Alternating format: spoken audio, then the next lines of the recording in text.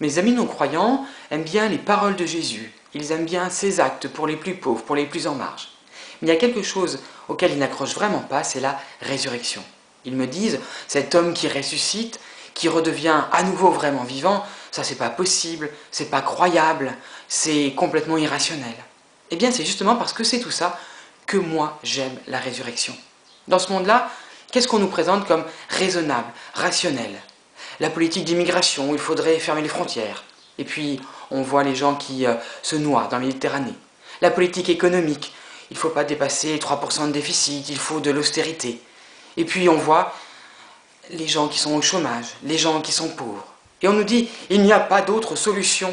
Ce sont les règles dominantes du monde, il faut s'y plier. On a dit ça aussi à Gandhi ou à Luther King, quand ils voulaient soulever les foules de manière non violente pour faire tomber l'injustice. Vous ne pouvez pas, ce n'est pas rationnel, ce n'est pas raisonnable.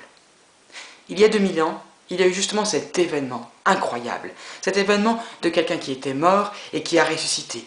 Il est ressuscité contre toutes les lois dominantes, toutes les lois évidentes, les lois de la biologie, les lois de la physique, mais les lois de la politique, de la religion, toutes les lois. Il a bousculé toutes les lois dominantes pour que quelque chose d'impossible devienne possible. Et des gens ont cru à cette chose incroyable. Je crois que grâce à cela, cela nous permet, nous, aujourd'hui, de penser que l'impossible peut devenir possible. Que nous pouvons, nous aussi, bousculer toutes les lois dominantes, pourquoi pas de la physique et de la biologie, mais en tout cas de la politique, de l'économie, pour faire advenir un monde plus juste, celui qu'a préparé Jésus en nous promettant le royaume.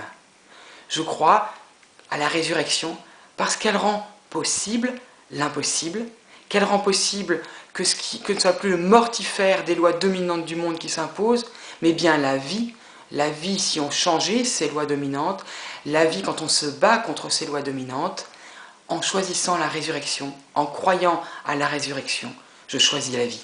Choisissez la vie. Au revoir.